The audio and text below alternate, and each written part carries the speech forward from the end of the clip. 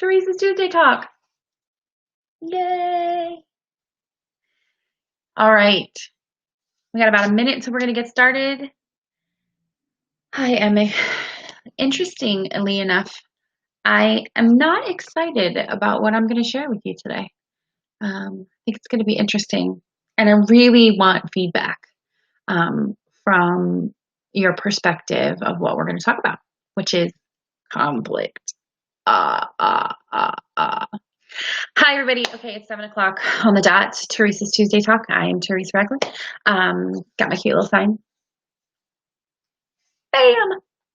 Anyway, so thank you so much for watching. A lot of people have reached out to me and talked to me a little bit about, I do this on YouTube. I have my Therese Ragland channel on YouTube. And then I also have the Breathe In Ministries page on Instagram. I will be tracking these to Instagram within the next couple of weeks. It takes a little bit of time to do things that are new, which I'm actually kind of excited to talk to you about that. And I'm a little frustrated with the camera quality on this computer, so I am praying and looking for other alternatives to be able to have a better camera that's not so fuzzy or glitchy. But right now, this is what I have until the Lord provides me with something different, and that's okay too.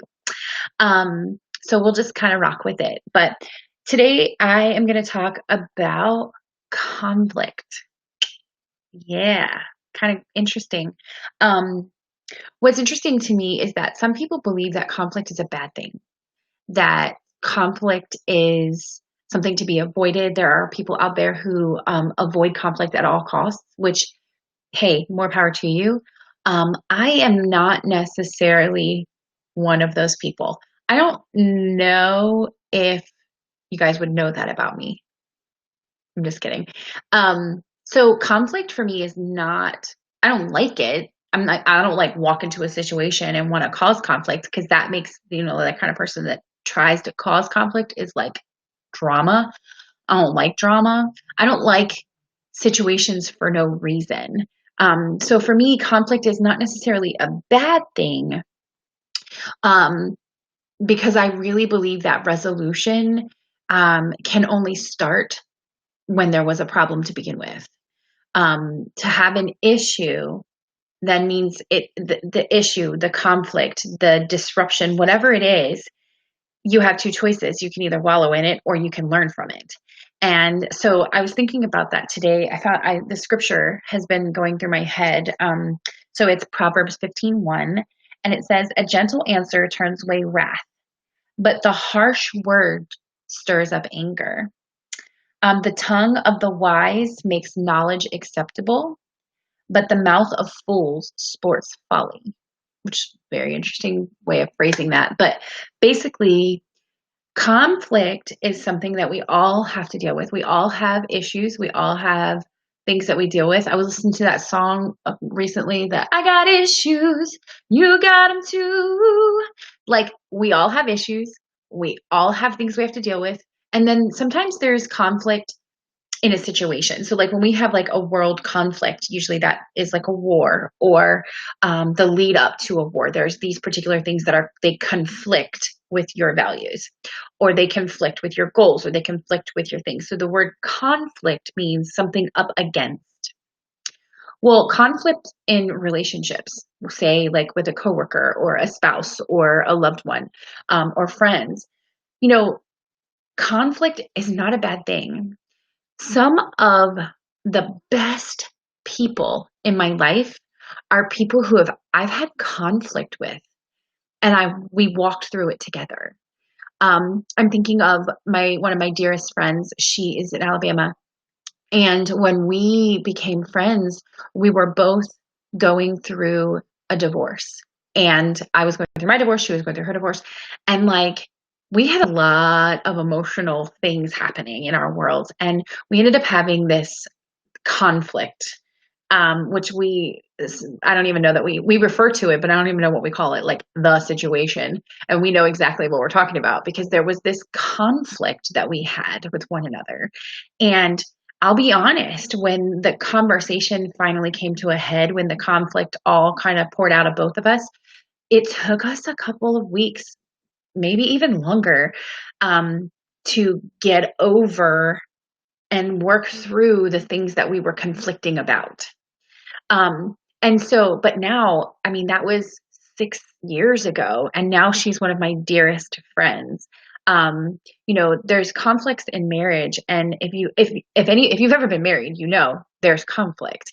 Or if you're in a relationship, that there is conflict that happens. But I've been challenged to think about conflict in a different way lately, which is if the conflict has no resolution, then what is its purpose? So if I'm upset about something or something happens to me and it's conflicting, if I don't find purpose in a resolution or a resolution that leads to purpose, then the conflict is just drama. Now, at the beginning of this live, I talked about how I'm not really afraid of conflict. I don't like it, but I'm not afraid of it. If I'm upset about something, I'm going to make that statement. If I see others are upset, I'm going to make a statement on their behalf. Like for instance, I use these nail strips called Color Street. You guys see, are they adorable? Love them. Anyway, so I use these nail strips, and the other day my coworker, which we shouldn't be doing our nails at work, but it's COVID and we're in a school, so sometimes we don't have a lot to do. Anyway, so she was sat there and she did her nails last week because she was getting ready to go to a wedding. Super cool. So she did her nails, but the one strips that she was using had dried out a little bit. And I know that with Color Street, and my girl is amazing. Her name is Amy Diggs, if anybody's interested in getting Color Street. But I know that Color Street has a return policy. Like if something is wrong with your strips, you can get new ones. Well, this young lady, she doesn't like conflict. She doesn't say anything. So the nail strips lady comes in, Amy, and she's like, "Oh, let me see your nails. That's great." And then I was like, "Oh, by the way, do you notice how it's not working like here, here, and here, or this is doing something?" And she's like, "Oh, yeah, let me go get you a new one." So when Amy left, my coworker was like, "Why did you say anything?" And I was like, "Because you paid for a product. You deserve to get what you paid for." And she's like, "I would have never said anything." And she's like, "Girl, you're just so bold." I'm not bold. I just okay, I am bold, but I just want people to get what they paid for. Like, it's not a big deal to me. Like, it wasn't offensive to this other person just to see that sometimes the strips do dry out. Like, sometimes they do have issues, but at the same time, they fix it. This is why I love it. Now, this is not a plug for Color Street, although if you have never used them, you should. They're amazing. I hate nail polish, and I do these fairly regularly. Anyway, not the point. But the point is that it was conflicting to my coworker to say anything, so she wasn't going to. But then she wouldn't have got the product that she paid for. So some conflict is so trivial, I know. But why not? I can speak up for her. That's not a big deal to me. And the other person wasn't offended at all. I think sometimes we don't say something because we're so afraid that other people are going to be offended or that they're going to get their feelings hurt or that it's going to cause an issue. Well, guys, sometimes issues are worth causing. Your feelings, your perspectives, your insight may be different than mine, but I want to grow as a human being. I want to learn. So if I've done, said, or whatever, something that conflicts with you, I would want you, if we're close, and even if we're not, I get ridicule on here all the time.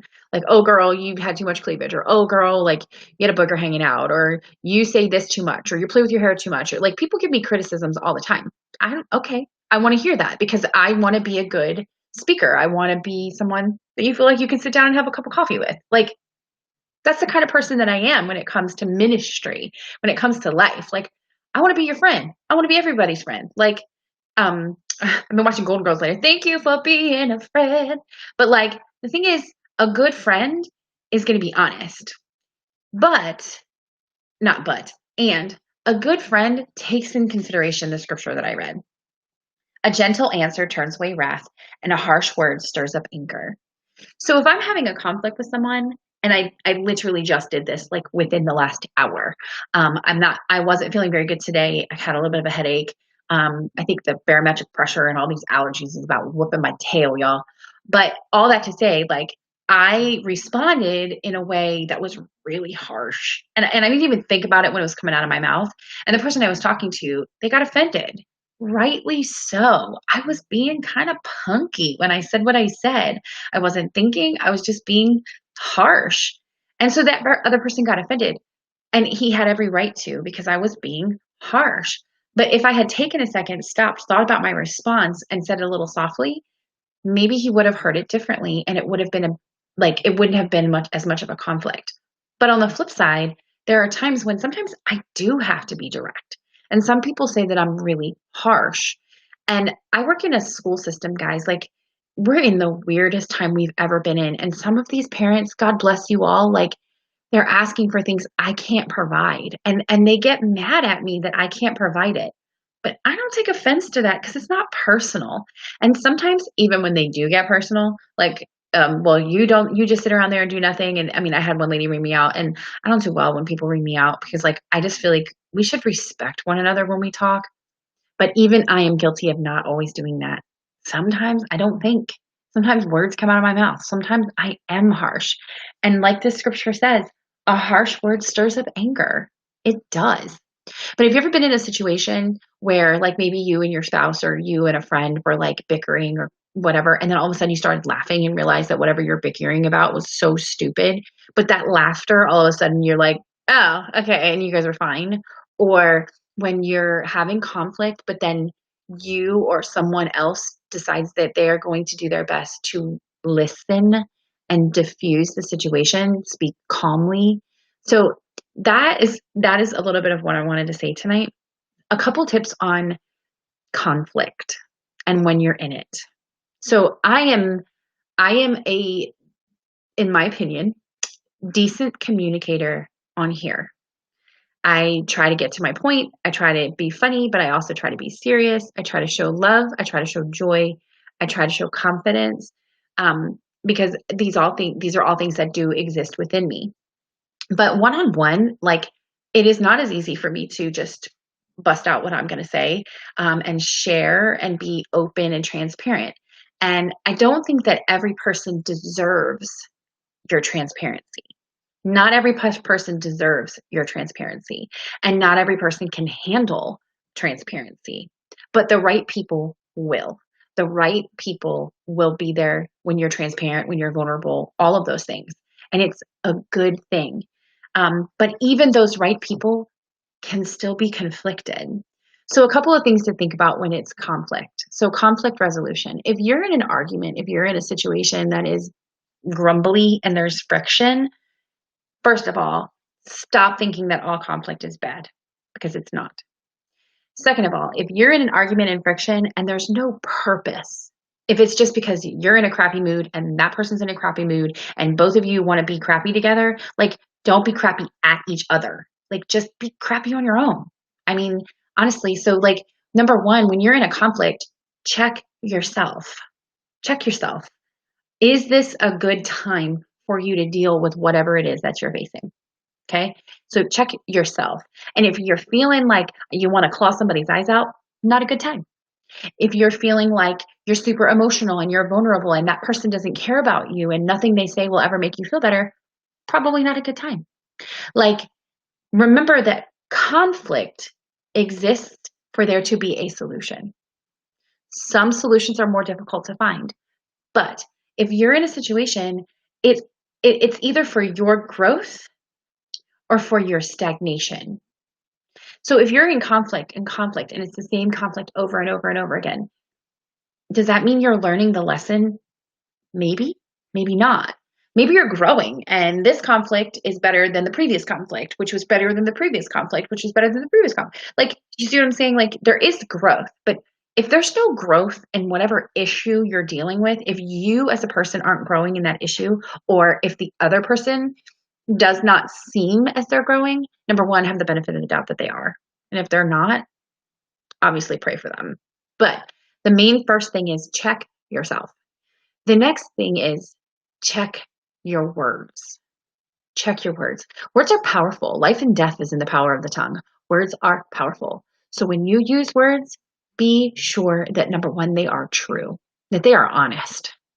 Because there's nothing worse than being in a conflict and somebody lies just to get out of the conflict. Like, what is the purpose in that?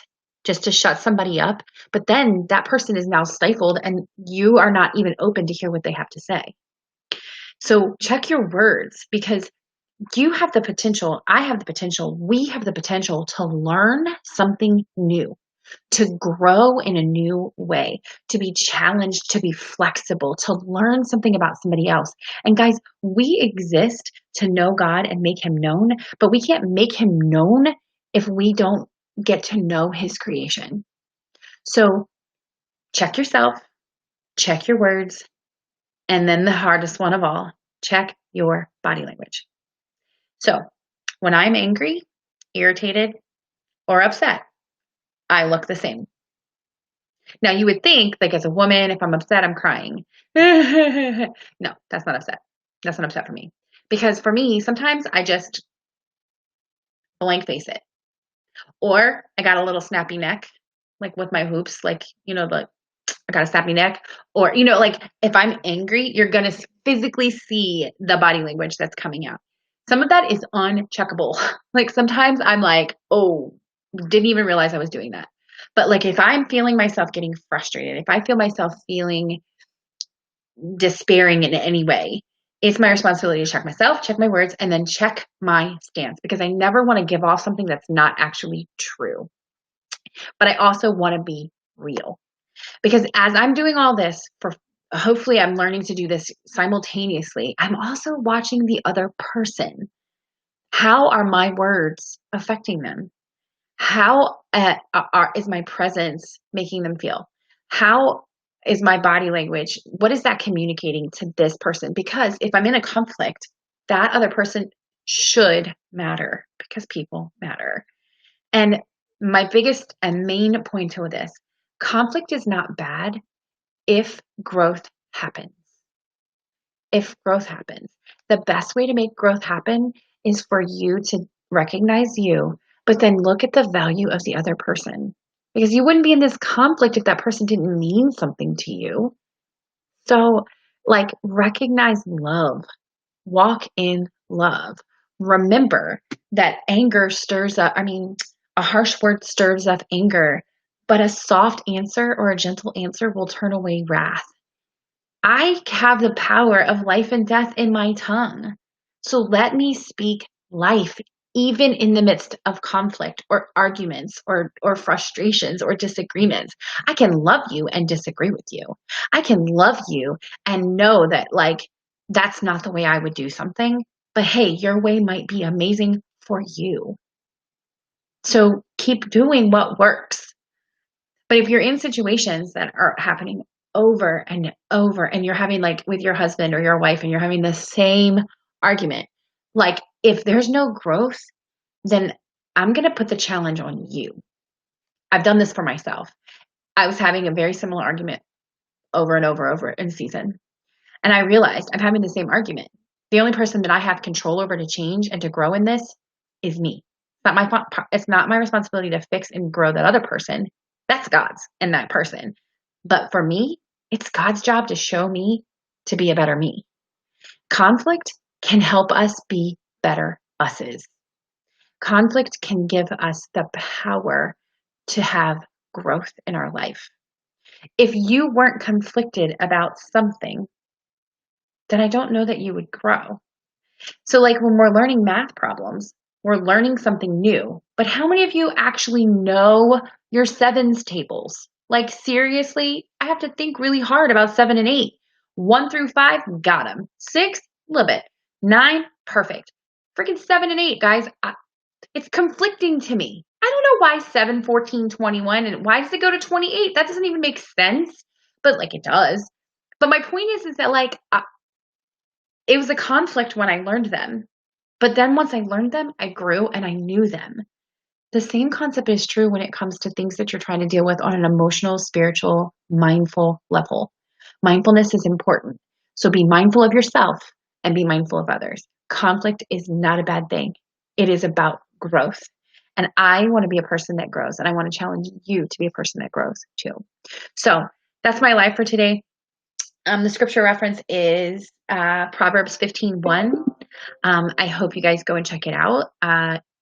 phenomenal little powerful verse. I mean, obviously Proverbs is pretty amazing, period. Um, so I just encourage you to check that out. I am here on YouTube. I am here on Facebook Live. Thank you so much for all that you guys are. Reach out to me if you have any questions, prayer requests. I want to be here for you.